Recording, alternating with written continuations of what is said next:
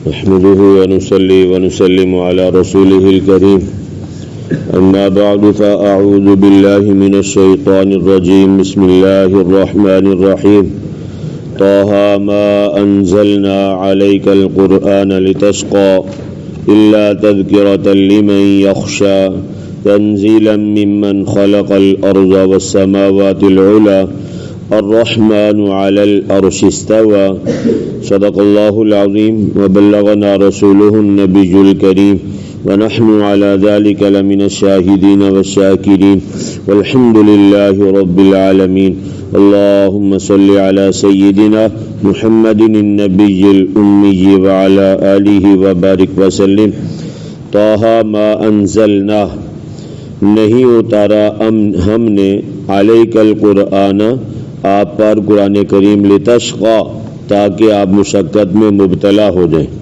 الا تذکرۃ لمن یخشی مگر نصیحت ہے اس شخص کے لیے جو خوف کرے تنزیلاً یہ قرآن اتارا ہوا ہے ممن اس ذات کی طرف سے خلق الارض والسماوات العلا جس نے پیدا کیا زمین کو اور آسمانوں کو جو بلند ہیں الرحمن وہ رحمان ہے علی العرش استوى عرش پر قائم اور مستوی ہے لہو ما فی السماوات اسی کے لیے جو کچھ آسمانوں میں ہے وما فی الارض اور جو کچھ زمین میں ہے وما بینہما اور جو کچھ آسمانوں اور زمینوں کے درمیان ہے وما تحت الثری اور جو کچھ گیلی زمین کے نیچے ہے عزیزان گرامی 16واں سپارہ سورہ طہ پہلی آیت سے لے کے 6 تک پہلی 6 آیات کا ترجمہ آپ حضرات کے سامنے کیا ہے اللہ کی توفیق سے پچھلی سورہ مبارکہ سورہ مریم مکمل ہو چکی ہے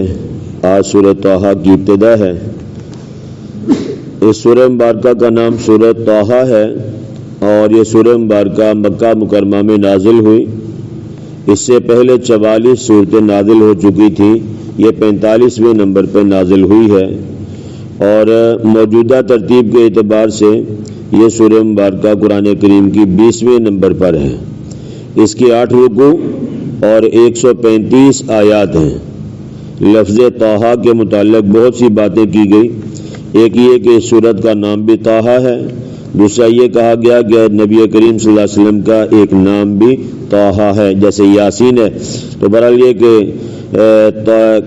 قرآن کریم عربی زبان میں تھا اور مکہ والوں کی جو مادری زبان ہے وہ بھی کون سی تھی بھائی عربی تھی جب نازل ہوا تو اس کے ایک ایک حرف سے ان کے عقائد پر زد پڑتی تھی کیونکہ وہ سمجھتے تھے عربی دان تھے عربی زبان تھی ان کی وہ سمجھتے تھے کہ ان کے الفاظ کے اندر اللہ تبارک و تعالیٰ کیا کہتے ہیں تو وہ شرک کے خلاف کوئی بات سننا گوارا نہیں کرتے تھے جیسے آج کل جو لوگ بدعات کرتے ہیں نا معاذ اللہ آپ ان سے کہیں یہ بدعت ہے وہ آپ کی بات سننے کے لیے کبھی تیار نہیں ہوتے پتہ ہے یہ غلط ہے مثال کے طور پہ یہ تیجا یہ ساتواں جتنے بھی ہم لوگ کرتے ہیں یہ سارے رسومات کی قبیل میں سے ٹھیک ہے بھائی شادی بیاہ کے موقع پہ کتنی ایسی خرافات ہیں مہندی کی رسم ہے یہ ساری کی چیزیں ایسی ہیں جو شریعت کے ساتھ ان کا کوئی تعلق نہیں آپ سمجھائیں لوگوں کو وہ آپ کی بات ماننے کے لیے تیار نہیں جیسے آج کا بدعتی اپنے خلاف بدعت کے لیے بات سننے کے لیے تیار نہیں ہے اس وقت کا مشرک بھی اس بات کو سننے کے لیے تیار نہیں تھا پچھلے دن ایک کلپ سن رہا تھا تو اس میں بات اچھی کر رہا تھا اس نے کہا کہ آپ کا جو پیر صاحب ہے جو قبر میں چلا گیا فوت ہو گیا ہے آپ اس کے مزار پہ جا کے لاکھ روپے کی چادر ڈال رہے ہیں ٹھیک ہے اس نے کہا کہ اگر وہ واقعتاً اللہ والے تھے ولی تھے جانے والے آپ کے جو پیر صاحب تھے ان کو آپ کی چادروں سے کیا نسبت ہے جس کو جنت کا لباس مل گیا بھائی کیوں بھائی جس کی قبر میں جنت کی کھڑکی کھل گئی جس کی قبر میں جنت کی خوشبوئیں ہوائیں آنا شروع ہو گئی وہ میرے اور آپ کے دیے سے کیا کرے گا جبکہ جنت کی جو چیزیں ہیں اس کو دنیا کے ساتھ کوئی نسبت ہے ہی نہیں وہاں کی خوشبو الگ وہاں کا کھانا پینا علیحدہ وہاں کے معاملات الگ ہیں دنیا میں نبی کریم صلی اللہ علیہ وسلم نے فرمایا کہ جنت کی جو نعمتیں ہیں یہ تو کسی کان نے سنی نہیں کسی آنکھ نے دیکھی نہیں اور کسی دل میں اس کا خیال تک نہیں گزرا سیب کھایا دیکھا لیکن جو جنت کا سیب ہے وہ اس کے ساتھ تو کبھی بھی نہیں ملے گا دنیا کے معاملات کے ساتھ تو اس لیے فرمایا کہ جو بندہ قبر میں چلا گیا، اللہ نے اس کی اگلی منزل آسان کر دی ہے، اس کے لیے جنت سے کھڑکی کھول دی ہے، وہ آپ کے گلاب کے پھولوں کو کیا کرے گا؟ کیوں بھائی؟ اس کو آپ کے گلاب کے پھولوں کی ضرورت نہیں ہے۔ آپ لاکھ اگربتیاں جلائیں، اگر اندر اللہ نہ کرے جہنم کی کھڑکی کھلی ہے معاذ اللہ، ازدہوں سے قبر بری پڑی ہے معاذ اللہ، تو وہ میرے اور آپ کے اگربتیوں سے اس کو کیا فائدہ ملے گا؟ دعا مناجات اصالہ ثواب پڑھ کے بخشنا یہ ثابت ہے، اس کا فائدہ بھی ہوتا ہے، باقی ساری اپنی قبیل ہے، اپنے طرف سے شروع کیا ہوا معاملہ ہے۔ آپ جاتے ہیں، اللہ مجھے اور آپ کو بار بار لے جائے، جنت البقیع میں چلے جائیں۔ ہر بندے کی، ہر گرے سے گرا مسلمان ہے، اس کی بھی یہ خواہش ہے اللہ مدینے کی موت جنت البقیع میں دفن ہونا نصیب فرمائے۔ اب وہاں جا کے دیکھ کس قبر کے اوپر پھول دیکھے آپ نے بھائی؟ جو وہاں رہ گیا وہ بتائیں، کسی نے وہاں اگربتی جلتی ہوئی دیکھی ہو جو میں رات کو جا کے اس کے اوپر شاخیں رکھتے ہوں؟ کچھ بھی نہیں ہے، وہ شریعت کا حکم ہی نہیں ہے بھائی، اس کے پیچھے کیوں پڑے ہوئے ہیں؟ جیسے آج کل میں اور آپ بدعات کے پیچھے اتنے پڑے ہوئے ہیں کہ ہمیں سنت کو سننا گوارا ہی نہیں ہوتا معاذ اللہ، عمل تو دور کی بات ہے۔ بیانی سے طرح اس وقت کا جو مشرک تھا اس کو توحید کی بات اچھی نہیں لگتی تھی۔ نبی کریم صلی اللہ علیہ وسلم کے ساتھ مکے والوں کا جھگڑا ہی یہ تھا کہ اللہ ایک ہے، یہ بات ان کو گوارا نہیں تھی۔ اس کے علاوہ نبی کریم صلی اللہ علیہ وسلم کی ذات کے ساتھ ان کا کوئی اختلاف نہیں تھا۔ جس دن رات کو نبی کریم صلی اللہ علیہ وسلم، یہ بات میں نے پہلے بھی کئی دفعہ کی ہے، آپ نے مکہ مکرمہ کو چھوڑا ہے، ہجرت کی ہے مدینہ کی طرف، اس رات بھی مکے والوں کی جو امانتیں تھیں، اس وقت پیسے بھی سونا ہوتے تھے یا چاندی، اور سونا چاندی ویسے بھی سونا چاندی ہوتا تھا، پیسے یہ ریال، یہ ڈالر، یہ امریکی، یہ اپنے پاکستانی پیسے تو ہوتے نہیں تھے، اس وقت درہم یا دینار تھا، درہم ہوتا تو چاندی کا، دینار ہوتا تو سونے کا، ویسے بھی لوگوں کے پاس سونا زیادہ ہوتا تھا۔ تو علماء نے لکھا ہے کہ جس رات نبی کریم صلی اللہ علیہ وسلم نے ہجرت کی ہے اور جو مارنے کے لیے باہر دروازے پہ آگے کھڑے ہیں ننگی تلواریں لے کے، انہی لوگوں کی امانتیں نبی پاک صلی اللہ علیہ وسلم کے پاس جو پڑی ہوئی تھی نا بھائی، آج کے وزن کے اعتبار سے 28 سے لے کے 35 من سونا تھا۔ وہ کتنا تھا بھائی؟ 28 من سے 35 من تک کا سونا چاندی زیورات جو نبی پاک صلی اللہ علیہ وسلم کے پاس انہوں نے امانتاً رکھوائے تھے، اتنا آپ صلی اللہ علیہ وسلم پہ ان کو بھروسہ تھا، لیکن عقیدہ لا الہ الا اللہ یہ بات ان کو گوارا نہیں تھی، اس کے علاوہ ان کا نبی کے ساتھ کوئی اختلاف نہیں تھا۔ تو اللہ تبارک و تعالیٰ نے نازل فرما دیا کہ اللہ تبارک و تعالیٰ وحدہ لا شریک ہے، وَهُمْ يَنْهَوْنَ عَنْهُ وَيَنْأَوْنَ عَنْهُ، وہ دوسرے کافروں کو بھی روکتے تھے کہ قرآن کریم نہ سنو، خود بھی نہیں سنتے تھے، اور جو سننے والے ہوتے ان کو بھی کیا کرتے بھائی؟ منع کر دیتے۔ اور پھر انہوں نے ایک مستقل یہ کام شروع کیا تھا، سورہ حامیم سجدہ آیت نمبر 26 میں ہے، وَقَالَ الَّذِينَ كَفَرُوا، اور کہا ان لوگوں نے جو کافر ہیں، لَا تَسْمَعُوا لِهَذَا الْقُرْآنِ، نہ سنو اس قرآن کو، وَالْغَوْا فِيهِ، اور شور شر کرو، لَعَلَّكُمْ تَغْلِبُونَ، تاکہ تم غالب آ جاؤ۔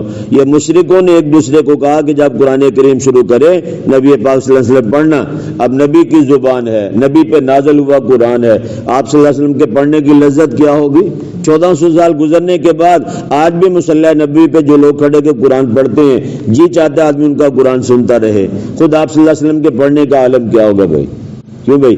تو نبی کریم صلی اللہ علیہ وسلم کا قرآن سننا، یہ پڑھنا اور مشرکین کا سننا، ان کو یہ بات گوارا نہیں تھی، وہ کہا کرتے تھے شور مچاؤ تاکہ نبی کے قرآن کریم کی تلاوت کسی کے کان میں نہ جائے۔ آج مسجدوں میں جب تراویح ہوتی ہے نا بھائی، نماز ہوتی ہے، جو بڑے سمجھدار بچے، بڑے نوجوان لڑکے جو شور کرتے ہیں نا، یہ مشرکین مکہ کی سنت کو زندہ کرتے ہیں۔ میں اس بات سے بڑی حیرانگی ہوتی ہے، چھوٹے بچے نا ان کو آنکھ دکھا وہ ڈر جاتے ہیں، اس لیے میں مسجد میں چھوٹے بچوں کو مارتا نہیں اور مارنے سے منع بھی کرتا ہوں۔ چھوٹے بچے ناسمجھی میں کرتے ہیں۔ رات 4 تراویح پڑھنے کے بعد میں باہر گیا، نوجوان سارے بالغ لڑکے پیچھے بیٹھ کے بکواسات میں لگے ہوئے، اتنا اس پہ پڑھنے والے پہ اس کا برا اثر پڑتا ہے، اتنی نحوست پھیلتی ہے کہ پڑھنے والے کو پتہ نہیں چلتا میں کہاں سے کہاں جا رہا ہوں۔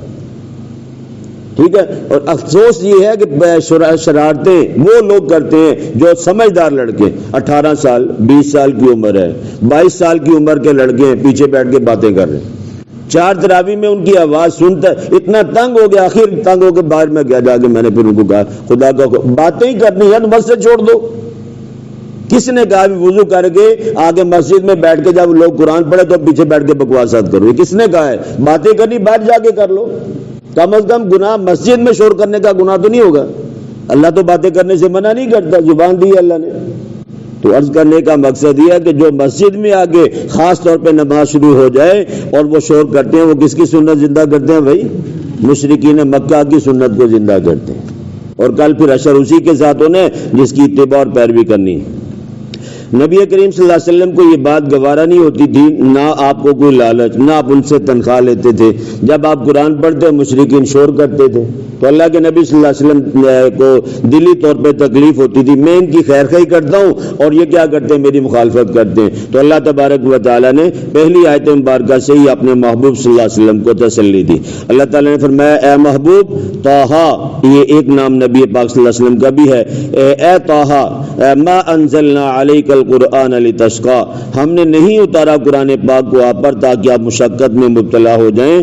آپ پہ قرآن اس لیے نازل نہیں کیا کہ آپ یعنی مشقت میں مبتلا ہو جائیں، آپ پریشان ہو جائیں کہ لوگ نہیں سنتے تو میں فرمایا نہیں، ہم نے اتارا اس کو احکامات بتانے کے لیے، الا تذکرۃ لمن یخشی، اس کو اتارنے کا مقصد یہ تھا کہ یہ نصیحت ہے ہر اس شخص کے لیے جو اللہ تعالیٰ کے عذاب سے ڈرتا ہے۔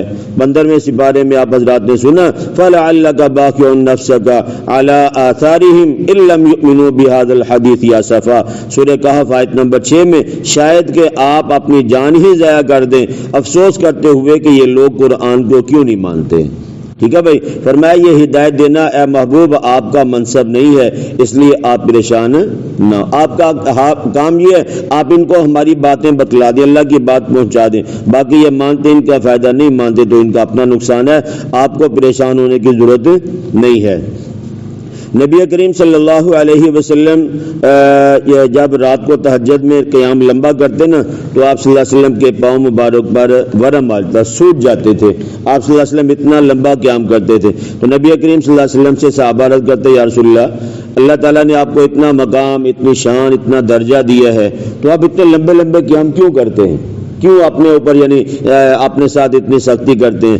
تو نبی کریم صلی اللہ علیہ وسلم فرمایا کرتے تھے افلا اکون عبدا شکورا، کیا میں اپنے رب کا شکر گزار بندہ نہ بنوں کہ اللہ نے مجھے اتنے منصب دیے تو میں شکر گزاری میں راتوں کو کھڑا ہو کر اللہ کی عبادت کرتا ہوں۔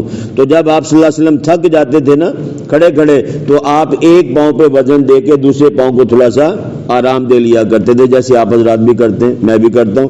آدمی کھڑا ہو جائے، زیادہ لمبا کھڑا ہو تو بعض دفعہ ایک پاؤں پہ وزن دے لیا جاتا ہے اور بعض دفعہ دوسرے پاؤں پہ وزن دے لیتا ہے تاکہ تھوڑا سا معاملہ برابر ہو جائے۔ تو نبی کریم صلی اللہ علیہ وسلم بھی اس طرح کیا کرتے تھے۔ تو فرمایا کہ اے محبوب آپ اپنے پاؤں زمین پر برابر رکھو، ہم نے آپ کے اوپر قرآن پاک اس لیے نازل نہیں کیا کہ آپ اپنے آپ کو مشقت میں ڈال لیں، جتنا قیام ہوتا ہے آسانی سے کر لیں، زیادہ پریشانی میں مبتلا ہونے کی ضرورت نہیں ہے۔ تنزیلا ممن خلق الارض والسماوات العلی، یہ قرآن اتارا گیا اس ذات کی طرف سے جس نے پیدا کیا زمین کو، والسماوات العلی، اور جس نے بلند کیا ہے آسمانوں کو۔ یہ ساتوں آسمان، ہر آسمان پہلے سے بلند ہے۔ احادیث میں آتا ہے کہ زمین سے آسمان تک 500 سال کی مسافت ہے۔ اگر کوئی آدمی پیدل چلے نا بھائی تو 500 سال میں اس زمین سے آدمی پہلے آسمان پہ پہنچے گا، اتنا یہ فاصلہ ہے۔ اور پھر فرمایا حدیث مبارکہ کی یہ بات ہے، فرمایا پھر پہلے آسمان سے دوسرے آسمان تک، دوسرے سے تیسرے، تیسرے سے چوتھے، اسی طرح پانچویں چھٹے، ہر آسمان کی جو مسافت ہے یہ اتنی ہی ہے، ایک آسمان سے دوسرے آسمان تک کتنی بھائی؟ 500 سال پیدل مسافت ہے۔ ٹھیک ہے بھائی، لیکن فرشتوں کا آنا جانا یہ 1 سیکنڈ کی بات ہے۔ یہ طاقت کس نے دی بھائی فرشتوں کو؟ اللہ تعالیٰ نے دی کہ فرشتہ 1 سیکنڈ میں یہاں سے آسمانوں پہ، آسمانوں سے زمین پہ اتر آتا ہے۔ یہ اللہ تعالیٰ کی قدرت ہے۔ جو ذات ہے جس نے فرشتوں کو اتنی قدرت اور طاقت دی ہے، اس کی اپنی قدرت اور طاقت کا کیا معاملہ ہوگا بھائی؟ ٹھیک ہے. الرحمن علی العرش استوى، وہ رحمان ہے عرش پر قائم ہے. ساتوں آسمان ہے پہلے بھائی، ساتوں آسمانوں کے اوپر کرسی ہے، اس کے اوپر عرش ہے. جسم اور حجم کے لحاظ سے سب سے بڑی چیز عرش باری تعالی ہے، اور رتبے اور مقام کے لحاظ سے ساری مخلوق میں نبی کریم صلی اللہ علیہ وسلم کی ذات گرامی سب سے بڑی ذات ہے. ٹھیک ہے بھائی، یعنی اللہ تعالیٰ کے بعد حجم جسم کے اعتبار سے جو اللہ کا عرش ہے یہ سب سے بڑا ہے. ٹھیک ہے بھائی، لیکن اللہ تبارک و تعالیٰ کے نبی کریم صلی اللہ علیہ وسلم ان کا مقام اور مرتبہ اللہ کے عرش سے بھی کیا بھائی بلند ہے. زمین و آسمان، سورج چاند ستارے، یہ تو بڑی دور کی بات ہے. اللہ کے عرش سے بھی نبی کریم صلی اللہ علیہ وسلم کا مقام اور مرتبہ کیا بھائی زیادہ ہے. تو اللہ تبارک و تعالی یعنی عرش پر کیسے قائم ہے، کیسے مستوی ہے، ہم سمجھانے کے لیے بھی کسی چیز کے ساتھ اس کو تشبیہ نہیں دے سکتے. مثال کے میں ممبر پہ بیٹھا ہوں، میں مصلی پہ بیٹھا ہوں، ایک آدمی تخت پہ بیٹھا ہوا ہے. ٹھیک ہے بھائی، یہ سمجھانے کے لیے ہم تشبیہات دیتے ہیں. لیکن اللہ تعالیٰ کا عرش پہ مستوی ہونا، اللہ تعالیٰ کا عرش پہ قائم ہونا، ہم اس کو کسی کے ساتھ تشبیہ نہیں دے سکتے، اس لیے کہ اللہ کی ذات جسم سے، زمانے سے، مکان سے کیا بھائی پاک ہے. اللہ کی ذات ان چیزوں سے کیا ہے پاک ہے. کس طرح کی وہ ذات ہے یہ ہمیں نہیں پتا. بہرحال یہ موضوع لمبا ہے. ایک تو عقیدہ ہمارا یہ ہے کہ اللہ تعالیٰ کی ذات عرش پہ مستوی ہے، عرش پہ قائم ہے. ٹھیک ہے بھائی. اور دوسرے نمبر پہ قرآن کریم میں ہی اس بات کو بیان کیا گیا، وَهُوَ مَعَكُمْ أَيْنَمَا كُنْتُمْ، سورہ حدید آیت نمبر 4. دوسرا عقیدہ اللہ کے بارے میں یہ، اللہ کہتا ہے تم جہاں کہیں بھی ہو اللہ تمہارے ساتھ ہے. ٹھیک، ایک ہے عرش پہ مستوی قائم ہے. دوسرا عقیدہ یہ ہے کہ اللہ کی ذات قرآن میں خود بتاتی ہے میرے بندے میں تیرے ساتھ ہوں، تو جہاں بھی چلا جائے وَهُوَ مَعَكُمْ، وہ تمہارے ساتھ ہے، أَيْنَمَا كُنْتُمْ، تم جہاں بھی ہو. اور پھر کتنا اللہ تو قریب ہے ہمارے. سورہ قاف آیت 26واں سپارہ ہے، آیت نمبر 16 میں اللہ فرماتے ہیں وَنَحْنُ أَقْرَبُ إِلَيْهِ مِنْ حَبْلِ الْوَرِيدِ، اے میرے بندے میں تیری شاہ رگ جان سے بھی زیادہ کیا ہوں، قریب ہے. ٹھیک ہے بھائی، یہ کسی ایک بندے کے ساتھ نہیں، ہر انسان کے ساتھ اللہ کے یہ فرماتے ہیں. تو اللہ تعالیٰ کی ذات جیسے عرش پہ مستوی اور قائم ہے، اسی طرح اللہ تعالیٰ کی ذات ہر جگہ پہ ہے اور ہر انسان کے ساتھ ہے. کیفیت کیا ہے، اللہ تعالیٰ کی ذات کس طرح یعنی یہ عرش پہ مستوی ہے، اس کے بارے میں امام مالک رحمہ اللہ، بڑے ائمہ 4 تھے، ان میں سے ایک یہ ہیں، بزرگ بھی تھے، محدث بھی تھے، فقیہ بھی تھے. ان کے شاگردوں نے سوال کیا حضرت استوى علی العرش، اللہ عرش پہ مستوی ہے، اس کی کیفیت کیا ہوگی یا ہم اس کو کیسے سمجھیں. ٹھیک ہے بھائی، وقت کے بڑے عالم ہیں، وقت کے بڑے امام ہیں، ان سے ان کے شاگرد سوال کر رہے ہیں. حضرت نے فرمایا الایمان بہ واجب، اللہ عرش پہ مستوی ہے، اللہ نے کہہ دیا ہمارا اس پہ ایمان ہے. ٹھیک ہے بھائی. اور فرمایا کہ وکیفیتہ مجہولا، کیفیت کیا مجہول ہے، کچھ پتہ نہیں ہے، اس پہ ہمارا ایمان ہے، اللہ عرش پہ مستوی ہے. ٹھیک ہے بھائی. اور فرمایا کہ والسؤال عنہ بدعہ، اور اس کے بارے میں پوچھنا، بحث کرنا یہ بدعت ہے. میں اور آپ اس کو سمجھ نہیں، جو اللہ کی مراد ہے، اللہ کیسے مستوی اللہ کو پتہ ہے. اللہ نے کہہ دیا میں عرش پہ ہوں، ہم اس کو مانتے. اللہ نے کہا میں ہر ایک کے ساتھ ہوں، تم جہاں بھی چلے ہم اس کو مانتے، ہمارا اس پہ عقیدہ ہے. باقی کیفیت کیا ہے یہ فرمایا یہ ہم سمجھ نہیں سکتے، نہ اللہ نے اس کا ہمیں مکلف بنایا ہے. قرآن کہتا ہے عرش پہ مستوی، ہم کہتے ہیں مان لیا اللہ. اللہ کہتا ہے میں ہر بندے کے ساتھ ہوں، ہم کہتے ہیں اللہ ہم نے کیا کر لیا، مان لیا. کیفیت کیا ہے نہ اللہ نے بتائی، نہ نبی پاک صلی اللہ علیہ وسلم نے بتایا، نہ ہمیں اس معاملے میں پڑھنے کی ضرورت ہے. ٹھیک ہے بھائی. تو اصل عقیدے کی بات یہ ہے اللہ عرش پہ مستوی ہے، ٹھیک ہے مان لیا. دوسرے نمبر پہ اللہ ہر جگہ پہ ہے، ہم نے مان لیا. کیفیت کیا ہے، طریقہ کار کیا ہے، اس کی عملی شکلی صورت کیا ہے، اس کے بارے میں نہ قرآن و سنت میں پتہ چلتا ہے اور نہ ہی ہم اس کے بارے میں بحث کرتے ہیں. ہمارا ان باتوں پہ ایمان ہے جو اللہ نے ہمیں بتا دی. اللہ پاک مجھے اور آپ کو کہنے سننے سے زیادہ سمجھ کر عمل کرنے کی توفیق نصیب فرمائے. باقی تفسیر انشاءاللہ بشرطے کی زندگی کل.